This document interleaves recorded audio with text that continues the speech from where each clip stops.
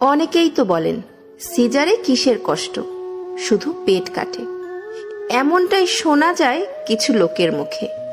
তারা কি জানেন 7টা পর্দা কেটে বেবিটাকে দুনিয়াতে আনতে হয়। আধা ঘন্টার মধ্যে 3টা স্যালাইন শেষ হয়। মোটা সিরিঞ্জে মেরুদণ্ডের ইঞ্জেকশনটা সারাটা জীবন কষ্ট দেয়। যখন অবসর মেয়াদটা চলে যায় তখন মুরগির মতো ছটফট করতে হয়। আপনজন ছেড়ে পোস্ট অপারেটিভ রুমে থাকতে হয়।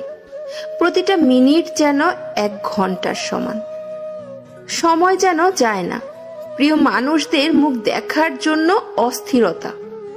ঘন্টার পর ঘন্টা কাটা জায়গায় কি যে কষ্ট বলার মতো না। তার সাথে খিঁচুনি, নিথর শরীরে থরথর কাঁপুনি, হাতে ক্যানোলায় স্যালাইন চলছেই।